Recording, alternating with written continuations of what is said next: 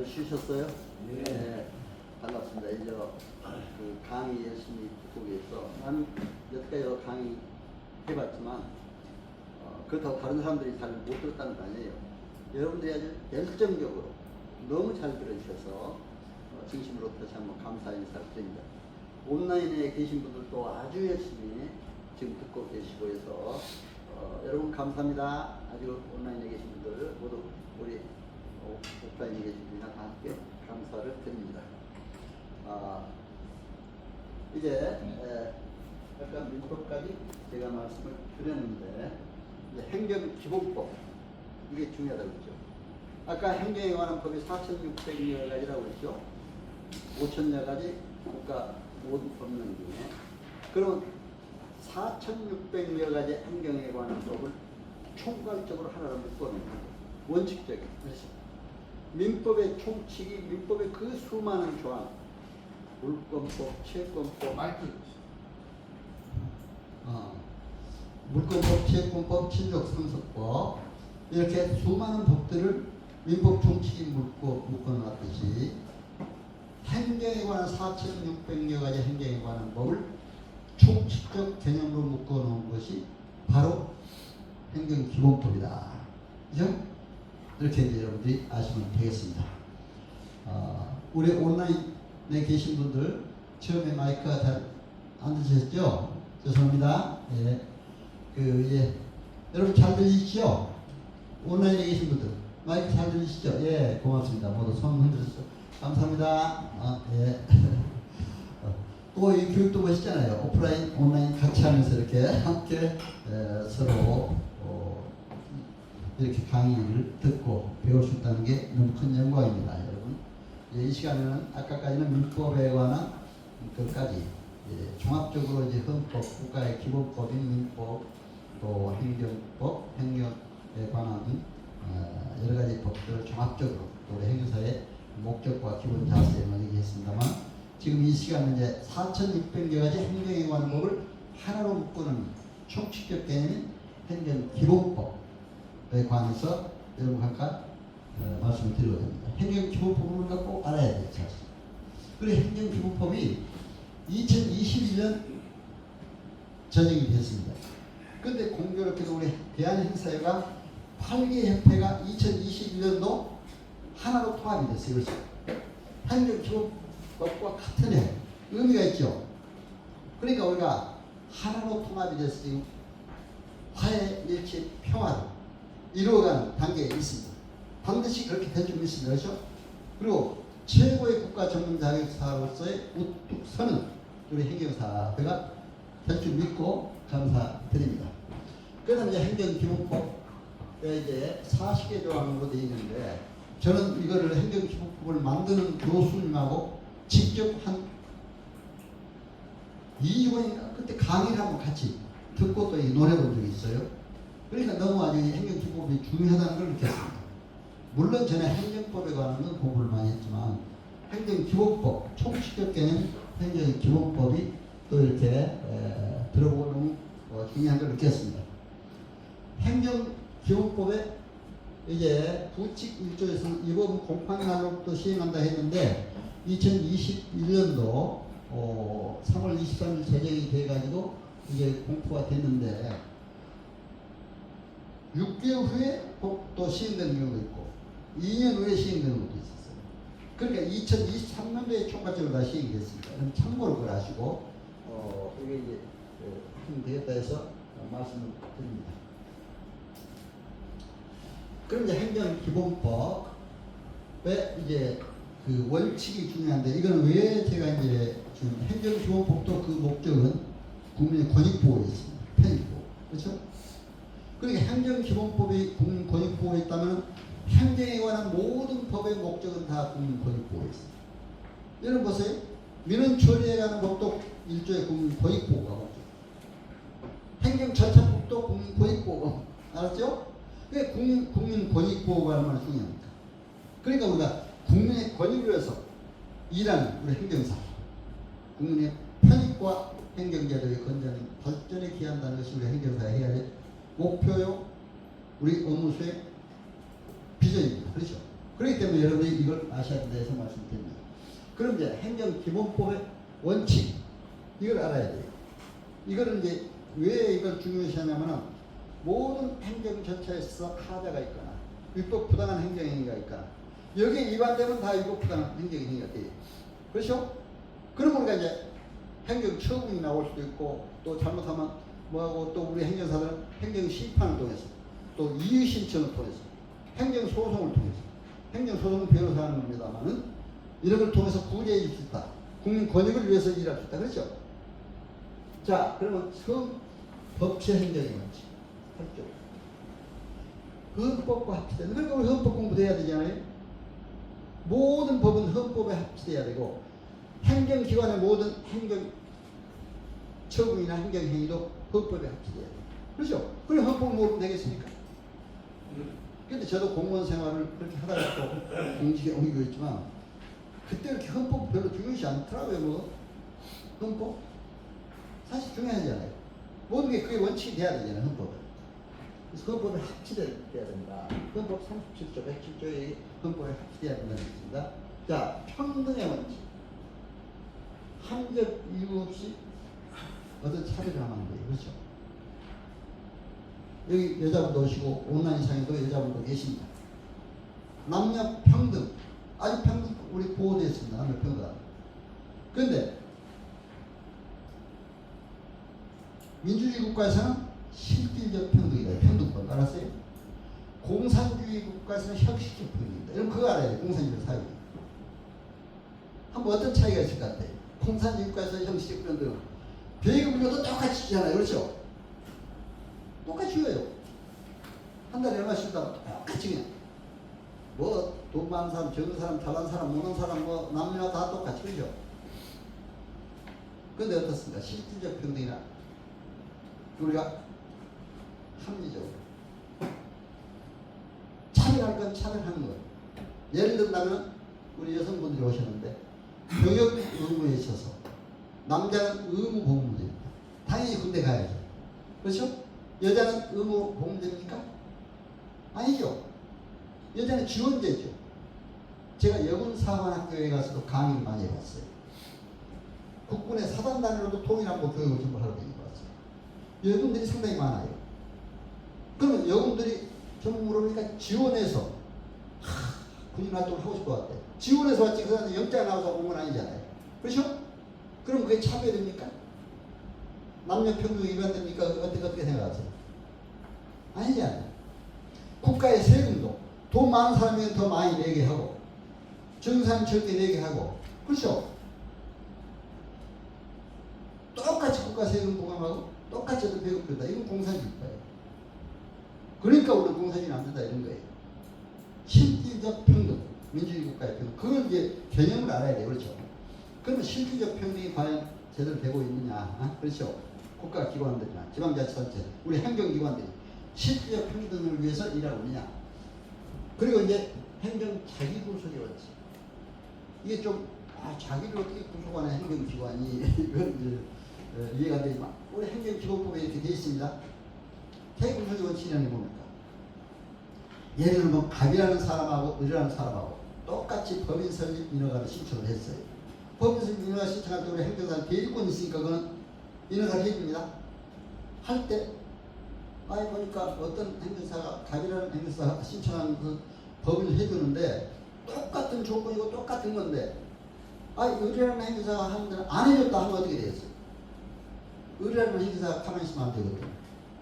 행정기관이 자기 구성의 원칙에 어긋났다고 딱 한번 대보세요. 공무원들이 이게 무슨 말인가 할 수도 있어요. 그렇죠? 여러분 공무원 생활하실 때 자기 구성의 원칙 어디 잘 판단해서 하셨습니까? 자기 구성의 원칙에 어긋났다 한번 그렇죠? 왜? 행정기관이 당연히 해야 되는 일을 같은 조건이라고 그러죠. 그게 자기 구성의 원칙입니다. 자, 비례 원칙. 이것도 중요해요. 특히 이것은 공익과 사익의 비례 원칙이 중요합니다. 예를 들면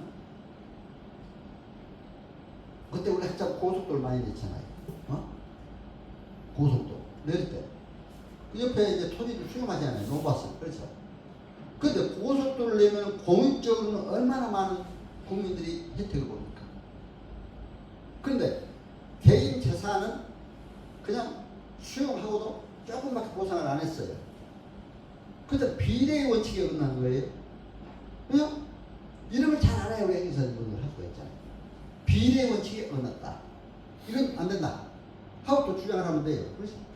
행정기관에, 국가기관에 비례의 원칙, 성실 의무 권한남용 금지의 원칙. 행정기본법 제11조에 있습니다만 민법 2조에 아주 이건 신성실의 원칙을 지키는. 그러니까 민법의 원칙이 공법에도 다 적용돼요. 민법은 사법이잖아요. 일반 사법. 그런데 민법에 2조에 보면 신성실의 원칙이 딱 적용이 됐어요. 그런데 제가 이제 직업윤리 강의하면서 윤리 강령, 공무원 윤리 강령부터 모든 전문 자격사, 변호사, 행정사, 세무사, 노무사 다 전부 신성실의 원칙이 딱 규정이 되어 있어요. 윤리 규정이. 그럼 신성실의 원칙이라는 게 민법에 있는 걸 다 인용한 거예요. 그러니까 민법도 우리가 알아야 되잖아요. 그런데 공무원들이 이제 공교롭게도 물론 공무원 생활하고 나왔지만 이사회 공무원을 좀 반대 입장에서 국민 입장에서 얘기를 하잖아요. 행정사는. 그러니까 공무원들하고 좀 약간 배치된 생각을 했지만 그럼 어차피 공무원들 또 퇴직하면 또 마찬가지로 그렇죠. 그렇기 때문에 공무원 생활할 때 또 이런 것도 알고 잘해야 된다 해서 또 말씀드리는데 잘못해놓으면은 만약에 행정심판이나 저는 그 공무원이 굉장히 난처해 하더라고요. 저는 그때 행정심판에 내가 한번 만약에 인용되게 승소죠. 법원으로 말하면 승리하고 이기니까 공무원이 나를 보면 막 어려워하고 그러더라고요. 그렇지 않아요? 심지어 구청장까지도. 그러니까 여러분들 어떠세요? 근데 행정사가 좋더라고요. 막 시군 구청장 여기 가면 전부 저희 교육을 받았어요. 장차관들. 그렇죠? 많이 받습니다 지금. 지난번 얼마 전에 우리 강남에 있는 한 구청에 우리 행정사 그 지회에서 갔는데 구청장이 저한테 교육받아서 그런 분들이 전부 거의 받아야 행정사 교육 받고 있습니다. 또 이렇게 받아야 행정을 발휘할 수가 있습니다. 현직 공무원들도 그렇죠. 그래서 이제 여러분들 참고로 하시고 이렇게 하셔야 된다. 그래서 성실 의무 권한남용 금지. 절대로 신의 성실의 원칙에 따라서 신의 조차 성실하게 해줘야 되고 절대로 권한을 남용해서는 안 된다. 되게 저도 공무원생 해봤지만 좀 약간 좀 어느 때는 권한을 그냥 좀 약간 남용 비슷하게 그렇게 되는 경우도 있어요. 그거 조심해야 된다 해서 말씀드립니다. 신뢰 보호 반드시 신뢰 보호 믿음에 따라 이건 상담에서도 이 신뢰가 중요하다는 걸 나오고 있습니다.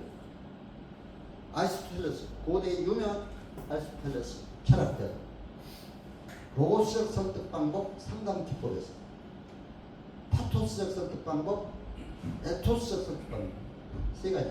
로고스는 지식적으로 사람에게 잘 알려줘요. 파토스 감성적으로 잘 알려줘요. 그렇죠?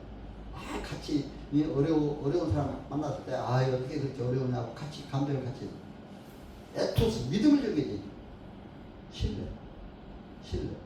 여러분 제 강의가 여러분 오늘 믿음을 주었으면 저는 좋겠습니다. 그렇잖아요.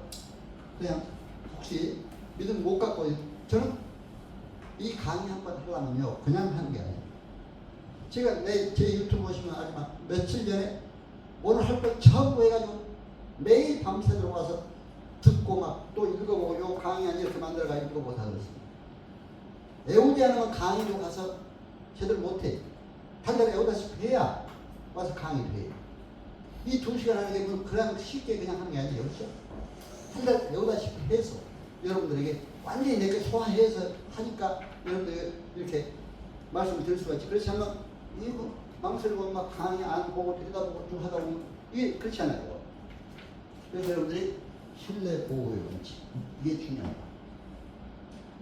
저는 그래서 제 이름을 완신으로 지어준 게 굉장히 감사해요. 완전한 완전 믿으시잖아요. 완전한 완전 믿으시죠. 근데 제가 지으려고 그런 것도 아니에요. 옛날에는 이제 제가 서당에 어렸을 때 서당에도 다녔어요. 할아버지가 서당 선생님이었어요. 근데 그러니까 이제 이름을 질 때 종교라는 종자에 믿을 신자를 해가지고 면석이한테 신고를 했어. 근데 면석이가 가운데 핵을 떼어내버렸어요. 가운데 핵 하나. 종교라는 종자가 이거잖아요. 요걸 떼어내버렸어요. 아니 왜 자기가 그 마음대로 남의 이걸 떼어내버려. 그렇잖아요. 그래서 완전한 점 믿을 수 있어야 돼요. 그렇죠? 근데 이제 옛날에는 호적도 중학교까지는 별로 안 썼어요. 그냥 부른 이름으로 중학교까지 다니고 우리 다니게 되었습니다. 근데 고등학교 갈 때 호적 등본을 내래요. 그러다 보니까 내가 쓰던 이름이 아니고 엉뚱한 그렇게 돼 있어. 그래서 제가 이 완전한 점이 진짜 얻으면 더 좋더라고요. 그렇죠? 그러니까 면석이가 나를 위해서 붙여준 것 같아. 나보고 좀 신뢰성을 주라고. 많은 국민들에게 그렇죠? 신뢰, 믿음을 주라고. 아니 난 너무 감사해요. 완전한 점이 있을 수 있다. 그래서 이렇게 된 겁니다. 내가 뭐 지으려고 해서 한 게 아니고 원래 종교는 종교가 이렇게 됐는데 그래서 신뢰 보호의 원칙이 중요하다. 그렇죠? 믿음. 그러니까 여러분들 서로 누구를 만나도 믿음을 줘. 허풍이나 떨고 거짓이나 하고 해가지고 막 안 되잖아요. 그래서. 근데 그게 다 드러나요. 여기 유튜브 보니까 막 허풍 떨고 거짓으로 하면 그게 유튜브 구독자가 많이 는다고 그러더라고요. 유명한 배우가 안 죽었는데 죽었다. 그렇죠? 뭐 어쩌고 말이야. 그러면 막 구독자가 뭐 이런데요. 근데 저는 유튜브 강령에 거짓말 안 하고 있어요. 신뢰. 강령에 분명히 진실한 정보를 제공하려 했습니다. 그러니까 진실하게 신뢰를 하니까 처음에 그렇게 얼른 늘지 않더라고요. 1000명 되고 4000시간 이상 되면 구글에서 승인이 나요. 그럼 그때부터 이제 광고로 수익이 좀 들어와요. 근데 수익이 문제가 아니라 그때부터 좀 들기 시작해요. 근데 저는 한 2년 되니까 그게 딱 1000명이 되고 4000시간이면 그게 승인이 되더라고요. 구글에서. 구글 파트너로 승인됐습니다고 나와요. 그러니까 지금 5만 4,900명이 지금 돼가고 있어요. 근데 믿음으로 갖고 신뢰를 나는 얼른 안 넣어도 좋다 이거야. 그래도 보통 다른 사람보다 더 많대. 훨씬 더. 웬만한 지금 동창이나 웬만한 큰 단체보다 더 많다 이렇게 하고 있으니까 너무 감사해요. 믿음으로 신뢰가 원칙이 중요하다. 그렇죠? 그러니까 행정사도 국민들에게 신뢰를 줘야 되잖아요. 국민에게, 고객에게. 그래서 말씀드립니다. 부당 결부 금지의 원칙. 이건 뭐 이제 공무원들의 행정이 좋은 거니까 공무원들이 이런 부당 결부 금지의 원칙이 하라 하는 얘기가 행정사도 마찬가지야. 할 때 부당 결부 금지. 막 할 때니까 막 돈을 엉뚱하게 더 달란다든가. 그렇죠? 먼저 돈을 주면 내가 어떻게 해결 한다든가. 그렇게 절대로 하면 안 되죠. 예를 들어 공무원에서 어떤 건축 인허가를 해줄 때 기부 찬압을 하나 받고 해준다든가. 그렇죠? 안 되잖아요. 그 공직의 예고, 우리 행정사도 마찬가지입니다. 어떤 부당한 결부에 의해서 서로 뭐 엉뚱하게 돈을 판다든가 엉뚱하게 막 그냥 어떤 짓을 다른 걸 내가 이게 처리했지만 너는 그걸 뭐 어디 땅을 좀 내놔 뭐 이런 식으로 한다. 안 되잖아요. 그러니까 이건 안 된다. 이렇게 해서 그래 행위라는 것 아까도 이제 민법상 법률 행위했는데 행정이 없는 행정청이 법 아래서 구체적 사실에 관한 법 집행으로 권력적 단독 행위 이게 좀 다르죠. 이게 행정입니다. 민법에서 법률 행위는 뭐가 있다고 했어요? 세 가지가 있습니다. 단독행위, 계약, 네, 합동행위. 잘하시네. 모두 이렇게 배우세요? 보통이 아니시네. 맞아요. 민법상 법률행위는 단독행위, 합동행위, 계약이 있습니다. 그러나 여기에서는 권력적 단독행위라고 행정행위. 행정처에서 하는 거니까 권력적 단독행위. 국민들이 뭐 이렇게 해달라는데 그대로 할 수 없잖아요. 왜? 행정처는 공익을 먼저 생각하다 보니까. 그러나 민법상 그런 행위는 서로가 의사 합치면서 이루어져야 돼. 그것이 의사의 합치잖아요. 그런 용어도 정확하게 알아야 된다 해서 말씀드립니다. 그래서 이제 공권력 활동 행위로서의 단독행위로 운영했지만 그리고 이제 행정행위의 특성은 법에 정합해야 되고 항상 그렇죠. 아까 법체행정의 원칙이죠. 공정해야 되고 실현 담보가 있어야 된다. 실현 담보가 있어야 된다. 여러분 행정행위 하는 일이 실현 담보가 저 실현 가능성도 없는데 행정 뭘 하면 안 되잖아. 여러분이 건축을 할 때도 옛날에 여기가 구로동 하면 굉장히 여기 참 나쁜 지역이었습니다. 사실 그렇죠. 근데 지금 보니까 뭐 유명하더라고요. 빌딩들이. 제가 강남 서초 지역에 거기 있지만 집도 거기 있고 그런데 훨씬 거기보다 더 새로운 맛이 나요. 그렇죠. 이쪽에 얼마나 발전했습니까? 이거 하여튼 전부 행정청이 하는 거 아니에요. 행정청의 권력적 단독행위 개발해야 되겠다 해가지고 그렇게 했습니다. 그래서 이제 공권력 발동행위죠 했는데 실효성, 여기 이제 실효성 있어야 이렇게 큰 빌딩을 짓다 할 때 처음에는 그냥 뭐 반대했을지도 몰라요. 왜냐면 옛날 그게 사는 사람들이 집 나가기 싫고 하니까 반대하는 사람도 있어요. 지금도 재건축 재개발 하다 보면은 거기 있는 사람들이 월세 좀 받고 하니까 에이 난 만약 하면 월세도 못 받고 만약 아파트가 들어서서 더 큰 경제 수익도 있는데도 그렇게 반대하는 사람도 있어요. 그렇죠? 보면은. 근데 여기도 반대하는 사람도 물론 있을 거예요. 그렇죠? 그러나 어떻게 이제 실현을 했잖아요.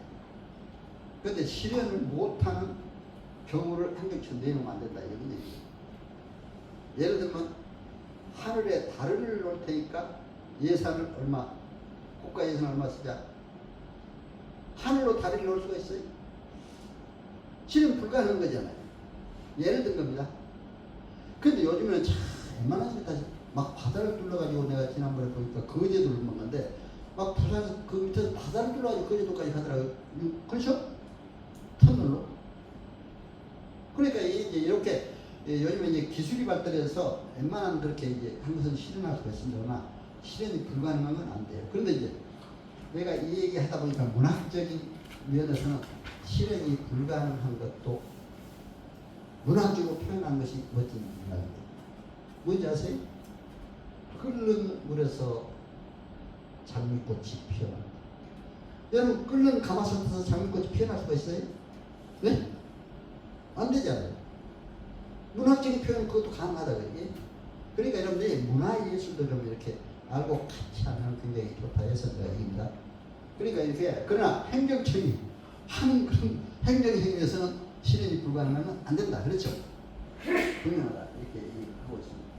그래서 이제 이렇게 있고 행정 구제제도에서 그러니까 여기서 이제 확정성에서는 불가정력, 불가변력 또 구제제도 이런 게 있습니다. 근데 구제제도에서는 행정소송이 있고 또 행정심판이 있고 이런 게 있잖아요. 또 손해정보제도 손해정보제도 이제 손해배상 또 이것도 이제 여러 가지 차이가 있어요. 위법한 행위로 위법한 행정행위로 정부에 국민이 국가에서 손해배상 청구를 할 수 있어요. 그런데 손실보상은 어떤 겁니까? 적법한, 그렇죠. 그게 다 차이가 있습니다. 위법한 행정행위로 국민이 피해를 봤을 때 손해배상, 적법한 행정행위로 국민이 손해를 봤을 때 손실보상. 예를 들면 고속도로를 낸다고 하면서 토지를 침입을 해가지고 그쪽에 다리를 놨을 때 그거는 적법한 행위. 고속도로 내기 공익이 필요한 거니까. 그렇죠? 이런 것도 명확하게 이제 구별할 수 있어요. 그래야 우리가 행정사로서 일할 때 그런 걸 다 알아서 행정심판청구서라든가 이런 걸 쓸 수가 있습니다. 그 다음에 이제 행정소송은 뭐 변호사가 하는 거니까 뭐 우리가 굳이 뭐가 필요는 없습니다. 그래도 행정소송이 있다는 건 알아야 되잖아요. 그런데 이제 행정심판으로 했어. 그런데 참 내가 행정 이렇게 기본소양 교육 받고 나면 실습교육을 또 받아요. 여러분 실습교육도 이제 받을 겁니다. 그렇죠? 어디 행정사 사무실에 가서. 근데 저도 지금 실습교육 해주고 있어요. 꼭 저를 막 불러요. 초청해가지고 이렇게 잘 해달라고 해서 이렇게 가는데 내가 실습교육할 때는 꼭 가는 데가 세 가지 있어요. 서초구청, 우리가 서초구에 사무실 있으니까 행정법원, 서초구 양재동 있잖아요. 행정법. 그 다음에 출입국관리사무소. 출입국관리사무소는 내가 제일 먼저 업무를 위임받은 것이니까 의미가 있어서 가서 이제 하면서 또 다 해주고 그렇게 합니다. 근데 출입관리소위원이 출입국 외국인청으로 바뀌었습니다. 그래서 저는 그때 당시에 뭐 몇백만 원씩 내고 토요일마다 교육받아가지고 출입국 대행기관으로 등록도 되어 있어요. 출입국 대행기관이 되어 있으면 출입관리 업무는 이제 온라인상으로 여러 가지 혜택을 볼 수가 있습니다. 여러분도 그 혹시 출입관리 업무 하시려면 그렇게 또 하시면 돼요. 그런데 자동차 서초구청에 자동차 등록 업무를 하는데 자동차 등록 업무를 그 팀장님한테 그러더라고요. 민원실에. 아이 행정사님 서초구청 자동차 등록 업무는 행정사가 해야 될 일인데 행정사는 한 분도 안 가져와요. 그래. 자동차 등록업소 이런 데서 가져오고도 그럼 그게 한 건에 얼마씩 받냐 했더니 뭐 자동차 등록 하나 하는데 그때 당시 지금 좀 올랐겠죠. 3만 원, 뭐 4만 원 이렇게 받는데 한 사람이 30건을 가진대요. 30건을 하루. 30건을 3만 원 받도 얼마입니까? 예? 하루 90만 원이잖아요. 90만 원 한 달이면 얼마 되겠어? 뭐 토요일 일요일 빼고도. 예? 대단하잖아요. 근데 그걸 행사가 아무도 못한대요. 그래서 우리가 전부 이렇게 한 30여 명 가는데 강당에 모아놓고 그런 설명을 해줘요. 저도 자기가 이제 행사를 하겠다고 그러면서 왜 이거 행사가 이런 일을 다 뺏깁니까? 그러더라고요. 그러니까 우리가 행사 해야 될 일이 굉장히 많아요. 출입과 영업은 얘기했지만 지금 여행사에서 전에 우리가 행사하던 일을 다 했잖아요. 여행사 하는 일들을 그 비자 발급이 뭐 기타 뭐 여러 가지 하는 것도 다 외국인들이 와서 뭐 그 문제 하던 거. 그러니까 이것도 이제 행정사들이 앞으로 잘 해야 된다 했을 때 말씀드립니다. 근데 이제 선초 행정지방법원 양계에 그리 가는데 판사가 그렇게 친절하게 잘해주더라고요. 내가 이제 행정사 대표로 와서 한 30년 갔는데 그렇게 설명도 잘해주고 올 때는 또 뭐 선물도 하나씩 주고 하는데 너무 그 판사가 고마워지. 그리고 우리 판사들하고 법조인들하고 관계가 잘 가져야 돼. 서로 협력해서. 그렇죠? 그러면서 어떤 걸 보였냐면 우리 행정사에 딱 맞는 걸 보여줘요. 뭔지 아세요? 어떤 사람이 음주운전에 걸려가지고 면허 취소가 되어버렸어. 면허 취소가. 그 영상을 이제 만들어서 보여주는 거예요. 우리 행사 과정이 있으니까. 그러니까 이제 음주운전도 그 사람 할거 안 했대. 자기가 대리운전기사를 불러가지고 쭉 가는데 대리운전기사가 자기가 생각한 것보다도 더 멀리 가는 것 같으니까 돈을 좀 더 내달라고 그래요. 몇만 원 좀 더 달라고. 그게 차주는 아니 한 번 약속했으면 그대로 가지. 왜 자꾸 더 달라고 하느냐. 이제 둘이서 싸우면서 그러니까 웬만한 걸 양보해줘도 그렇잖아요. 서로. 애들 조금 몇만 더 주지 말고 막 이랬으면 좋은데 그게 더 손해잖아요. 그 안 한 바람. 그래가지고 운전기사가 운전에서 내려버렸어요. 판을. 안 준다고 그러니까. 그럼 당신 알아서 하라고. 그러니까 가서 운전대 앉아가지고 차주는 이제 술 먹은 상태에서 이렇게 해보는 거예요. 그때 딱 경찰관이 지나가다가 음주 측정을 해보니까 면허 취소. 알코올 농도가. 그렇죠. 우리가 이런 것도 알아야 돼. 혈중 알코올 농도도 알아야 되겠더라고요. 그렇죠?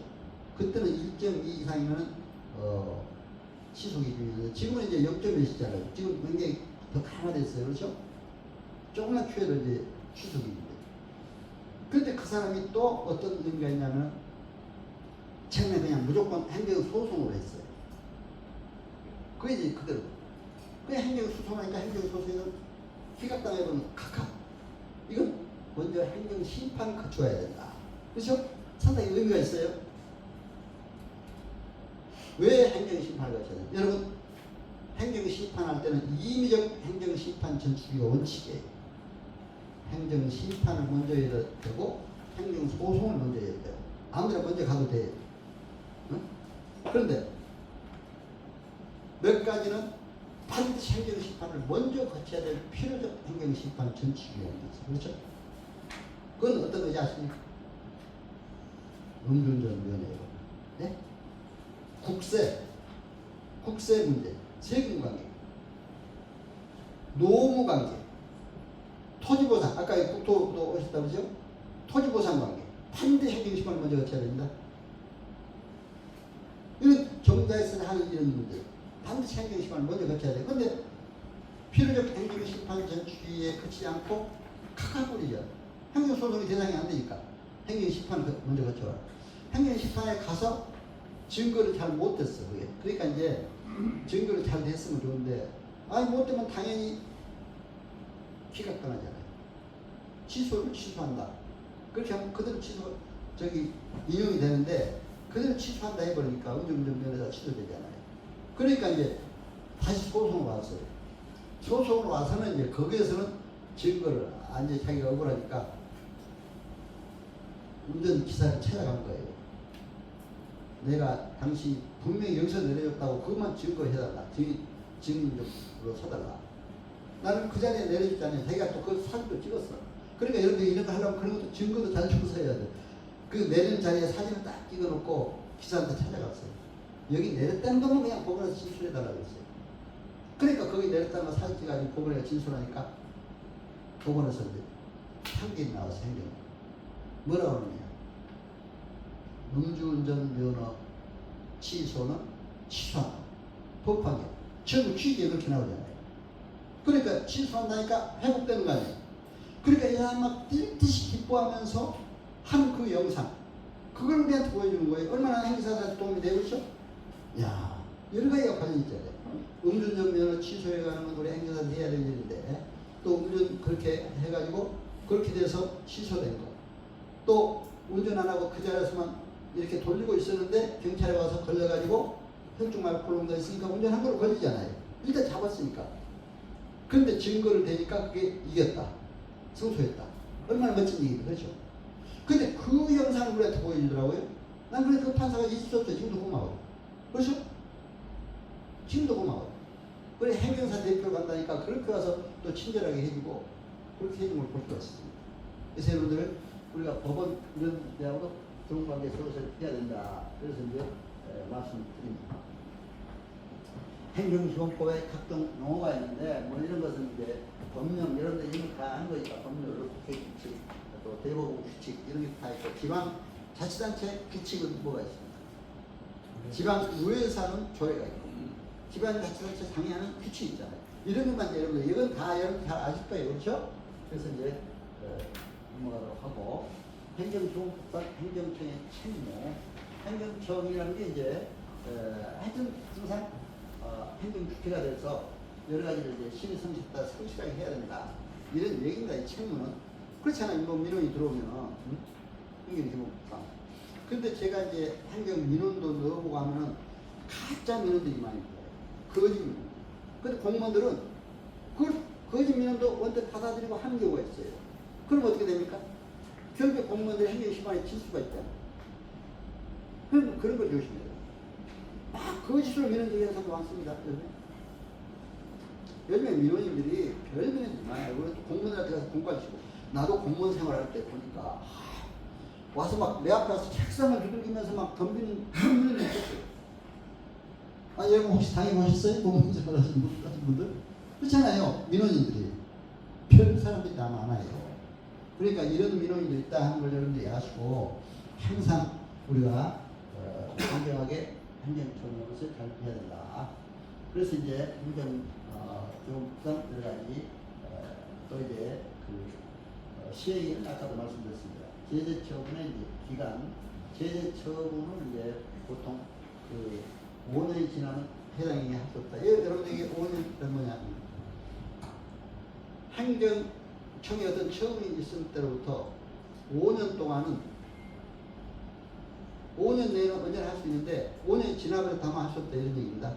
그러니까 이제 행정처분이 있는데 어떤 사람들은 국민들의 행정심판한 것도 모르고 이의신청도 하고 모르니까 그냥 놔둬버리는 거예요. 당하고 있는 거예요. 억울하게. 억울하게 당하는 사람이 많아요. 근데 5년 동안 그대로 가면 그냥 그 처분이 그대로 되잖아요. 근데 5년까지는 다시 행정기관의 이의신청이나 행정심판이나 뭐 다 할 수가 있어요. 그 사람들. 근데 5년 동안에 5년이 지나도 할 수 있는 경우가 있어요. 이의신청이나 행정심판. 어떤 경우에요? 만약에 입법. 그러니까 고객이, 국민이 어떤 거짓말을 했다든가, 그렇죠? 국민 거짓, 허위. 그렇게 다 여기 나오잖아요. 이렇게 해서 이제 할 때, 이거는 다시 제재처분을 할 수가 있다 이런 얘기입니다. 그런 행정작용이 바로 행정행위입니다. 여기에서. 첫째는 행정처분이 중요하고, 공법상 계약, 인허가 의대, 그렇죠? 행정처분은 행정행위가 아주 기본이죠. 그래서 헌법 10조 4항 인간과 전도 가치를 중심하는 행정처분이 항상 있어야 되지, 행정처분이 마음대로 그냥 국민의 이런 걸 생각하지 않고 행정처분을 하면 안 돼요. 그렇죠? 행정처분도 이렇게 해야 된다. 공법상 계약도 이제 여러 가지 있잖아요. 예를 들면 여기 뭐 도로, 서울시하고 이제 지금 부천시인가 여기하고 연결돼 있잖아요. 그러면 그쪽 시하고 도로 협약을 해서 어디가 관리해요? 서울시가. 그게 공법상 계약이에요. 근데 공법상 계약은 공법상 주체가 해야 되는데 사실 언제 살인이 될 수도 있어요. 민간인 국가로부터 위탁받은 공적 업무를 수행할 때 그렇죠. 여러분들 이런까지 아시면 된다. 해서 공법상 제약이 있고 또 부관, 민법상이면 부관이 말입니다. 조건, 기한, 부담 이런 것들이 부관이 들어가는데 재량, 처분에 재량이 있는 경우 조건, 기한, 부담, 철회권 요구가 있을 수가 있다 이거죠. 예를 들면 주된 인허가를 할 때는 법률로 정한 바에 따라서 관련된 인허가를 받은 것으로 건축 인허가를 해줍니다. 그 도로를 사용할 수 있는 건축 인허가 시에 의뢰해 줍니다. 그러니까 토지보상에서 그런 우리 행사들이 토지보상 할 때 그런 걸 잘 알아야 돼요. 그렇죠? 도로를 사용할 수 있는 권한까지 부여돼야 돼요. 거기가 아파트를 지으라고 그 도로를 못 사용했다 막아버리면 되겠어요? 안 되잖아요. 그러니까 도로 사용 의뢰권이 있다. 이렇게 해서 말씀을 드리는 겁니다. 자, 이렇게 해서 이제 행정기본법의 인허가의 기준, 이것도 지금 말씀드렸기 때문에 좀 더 지적이 났습니다. 행정경의 두 번째 행정강제, 이의신청, 재심사, 또 과징입니다. 강제는 이게 몇 가지가 있죠? 행정상 강제, 행정대집행이 있고, 그렇죠? 강제, 이행강제죠. 또 즉시강제 이런 게 있습니다. 자, 이 세 가지는 알아야 돼요. 행정대집행. 불법 건축물을 철거하지 않았을 때, 다른 행정 가서 대신 철거할 수가 있잖아요. 그렇죠? 불법 건축물을 철거하지 않고 있을 때, 행정기관이 이거 행정대집행이라고 그러죠. 예를 들면 세금이나 뭘 안 낼 때, 국가에 과징금을 안 낼 때, 이행강제, 강제해서 내도록 하는 거. 또 즉시강제. 어떤 경찰관이 즉시 도로 폐쇄한다든가, 그렇죠? 도로 폐쇄 필요시. 어느 때는 이제 차 타고 저를 몰고 가는데 여기 보니까 딱 도로 더 못 간다고 돼 있어요. 그럼 경찰이 이유가 있어서 못 갈 거 아니에요. 그 앞에 어떤 폭발물이 있다든가, 그렇죠? 그럴 때는 오히려 그렇게 해줘야 되잖아요. 즉시 폐쇄를 해야 되잖아요. 그러니까 이런 것도 이제 행정상 강제에 해당된다. 그러면 이런 또 과징금 문제. 과징금은 사실 공적으로 부과해야 될 때 과징금을 부과할 수가 있습니다. 영업정지 처분 같은 때 과징금으로 가름할 수도 있고, 그렇죠? 근데 이제 사실 이럴 때 되게 영업정지 처분 같은 거 받을 때는 과징금으로 해달라고 요청하는 사람들이 많아요. 왜? 아니, 돈을 좀 내고 마지 영업정지 처분 받으면 더 손해잖아요. 그래서 이렇게 하는데, 과징금이 이것도 이제 불소급의 원칙에서 이런 것들 이제 여러분 참고를 하셔야 돼요. 보통 법은 불소급의 원칙이 적용돼요. 소급한 불소급의 원칙. 그러니까 현재 법으로서 과거의 어떤 행위를 처벌할 수 있다 이런 얘기예요. 그런데 현행법이 과거의 법보다 가볍게 국민에게 더 국민 권익에 더 유익하게 됐을 때는 현행법을 하도록 되어 있습니다. 여러분 그것도 아셔야 돼요. 불소급의 원칙이라는 게. 그러니까 예를 들면 과징금이 나왔는데 과거의 법으로는 500만 원인데 새로 만들어진 법에서는 200만이라고 됐다면 어느 법을 하겠어요? 200만 원을 해야 돼요. 그러니까 항상 국민 권익을 먼저 생각하는 거예요, 법이. 여러분 그걸 아셔야 돼요. 그렇죠? 그러니까 우리 행정공무원들도 우리 행정사도 국민 권익 이런 걸 아주 머리에 두고 그 목적에 행정사법 목적에 이런 걸 두고 항상 우리가 해야 된다 해서 제가 말씀을 드립니다. 그래서 이제 이런 행정처분에 대한 이의신청은 뭐 이건 보통 행정처분 신날로부터 30일 이내에 하게 돼요. 그러니까 이의신청이나 행정심판이나 행정쟁소, 소송 이런 것들이 이렇게 국민 구제, 권리 구제 수단으로서 이루어지고 있다. 이렇게 볼 수가 있습니다. 행정체계 입법 활동도 이것도 뭐 아까 우리가 법률을 만들고 법령을 만들고 근데 입법 활동할 때 우리 행정사법을 만들고 보니까 다양하게 협의를 봐야 돼요. 우리 행정법 하나 개념하다가. 그래서 저는 협의할 때 이제 우리 관련 그 자격사들하고 협의를 해봤고 전문자격사들 또 법제사법위원들도 만나서 행정사법 개념할 때 하고 했어요. 그러니까 이제 이런 것들 다 해서 합의하고 또 법제처하고 협의해야 돼. 법제처 도구는 거쳐야 돼. 이런 협의를 거쳐야 된다. 그리고 국회 어떤 법제사법위원회. 그러니까 저는 법제사법위원회도 많이 만나서 그렇게 한번 해보고 그랬으니까 여기서 그런 게 있다. 이 재정의 효과에서는 이번에 권리보호에 강화했다. 행정사 기본법이 나오면서 그렇죠? 그러니까 이제 2021년도 나왔으니까 아직도 행정기본법을 잘 모르고 국민 권리 보호가 가장 중요한데 모두 그렇게 행하는 경우가 있어요. 그러니까 참고를 해야 하시고 또 이제 적극 행정을 구현했다. 이게 굉장히 큰 의미가 있습니다. 자, 계획에 보면 제가 이제 북한 행정을 연구하면서 북한 행정에 대해서 보니까 북한의 행정에 공무원들은 북한도 행정이 있긴 합니다. 그러나 정치가 중심이에요. 노동당 정치 체제에 하에서 행정은 그냥 꼭두가시고 따라가는 거예요. 그러니까 거기에 정무원이 있고 중앙부서가 있어요. 위원회. 다 행정기관이에요. 거기 공무원들은 어때? 행정으로서 일하는 게 아니라 정치의 이론으로서. 그러니까 정치학에서는 정치 행정 이론론, 행정학에서 정치 행정 이론론이라고 해요. 이론론적 입장에서 연구를 하고 있어요. 그러니까 행정기관의 사람들이 부사 아니는 주의예요. 적극적으로 하려고 하겠어요? 국민의 권익을 위해서 자기네 적극적으로 나서서 하겠어요? 하다 보면 노동당으로부터 야단맞고, 그렇죠? 정부에 야단맞는데. 예를 들었습니다. 우리 공무원도 마찬가지예요. 공무원들도 사실은 적극 행정을 해야 된다. 이번 행정기본법에 되어 있습니다. 국민의 권익을 위해서라면은, 예? 좀 나서야 된다. 이런 얘기예요. 그렇다고 법을 위반해서 나서는 아니에요. 법을 위반하면 그렇잖아요. 법치주의 행정 위반이니까. 법 범위 내에서 국민의 권익을 위해서는 적극적으로 나서야 된다. 이런 얘기입니다. 그것도 더구나 요즘에 디지털 시대, AI 행정, 행정안전부나 국민권익위원회에서도 AI 행정에 대해서 굉장히 강조하고 있어요. 바로 우리가 변화된 시대에 체인지 에이전트 이런 AI 행정에 대해서도 나가야 된다 해서 제가 말씀드립니다.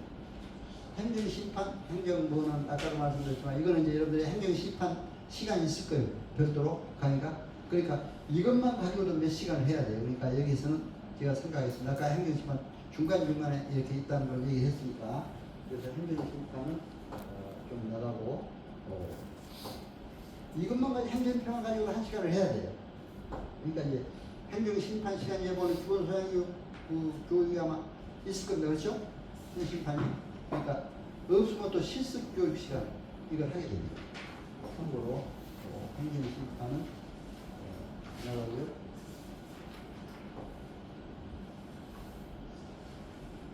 아까 이제 그 실무 사례 제가 행정심판에 대한 실무 사례도 아까 말씀드렸잖아요.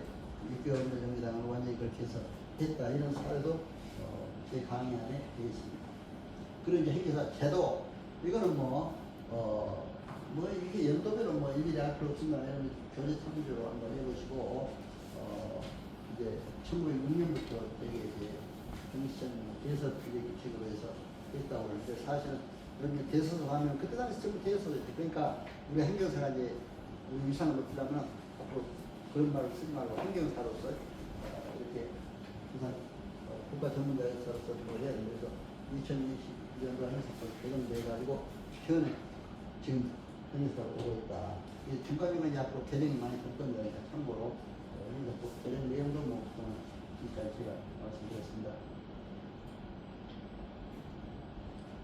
그래서 이게 업무도 사실은 다른 사람이 유인받아 갖고야 불편하다. 이건 뭐 중간중간 제가 많이 말씀드렸습니다. 그래서 이제 민원행정, 민원 서류를 많이 해야 되고 또 사실증명에 관한 서류 작성, 심사가 또 계약 물권, 계약 이런 것들을 해야 되고 또 이제 서류의 제출 대행 그리고 인허가 신청 대리 그렇죠?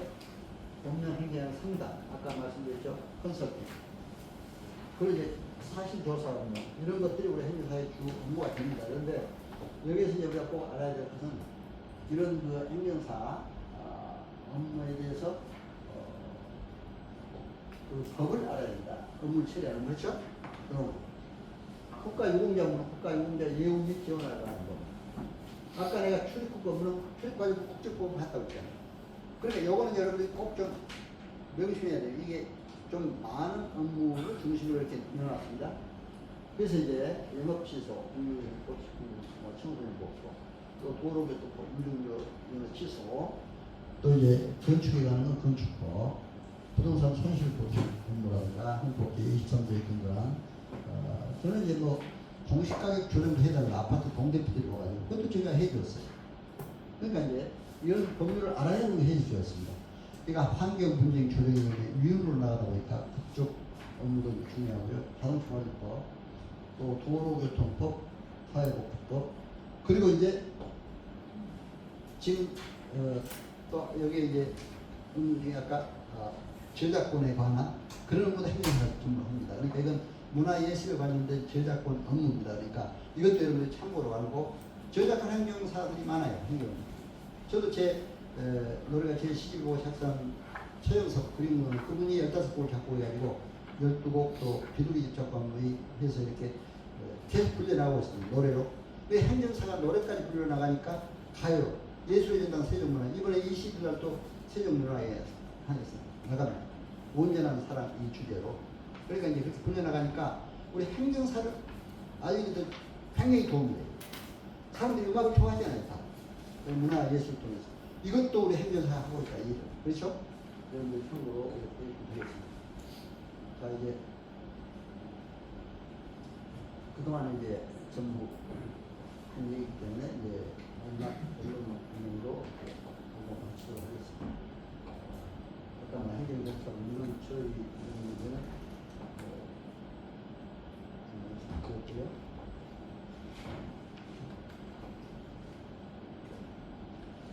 여러분 이제 행사 기본서는 교육 받고 나면 업무 신고를 구청에 하고, 그렇죠?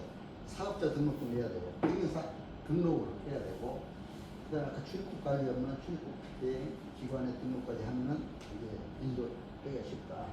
그래서 상당 행사 업무 처리부도 해야 된다. 요즘에는 이제 업무 처리부도 다 써가지고 구청에서 저한테도 막 오더라고요. 7월달 되면 작년 7월 1일부터 금년 6월 말까지 업무 처리부 내라고 그러니까 참고로 요즘은 그렇게 많이 안 합니다만 그래도 하고 있다는 걸 볼 수가 있습니다.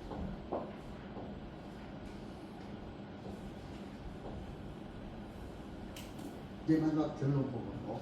자, 지금 아까 말씀드렸죠. 이거는 아리스토텔레스의 얘기.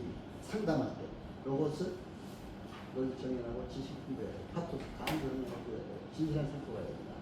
그런데 경영학자 피터 드라카는 경영이나 인간 경영이라고 있어. 인간 경영의 뿌리에는 근면과 진실이 중요하고 사랑이 필요하다. 이 얘기를 했습니다. 모든 게 인간 경영이에요. 우리가 고객을 만나서 할 때 인간 경영. 그렇죠?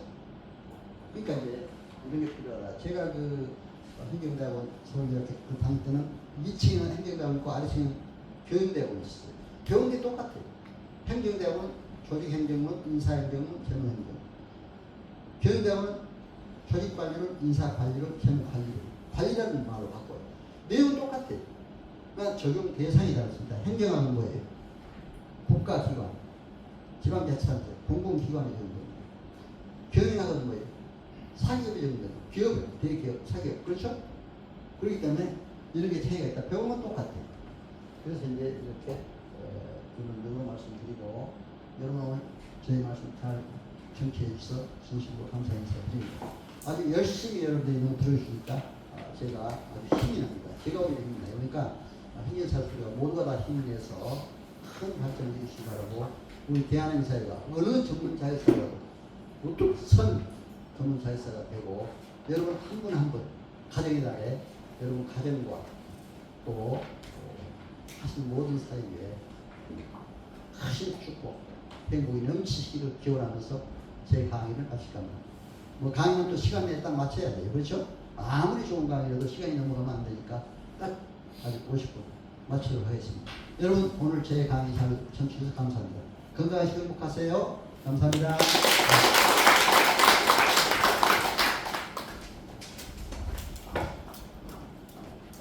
네, 오전 수업은 끝났고요. 지금부터 1시까지 점심시간입니다. 그래서 점심은 지하 1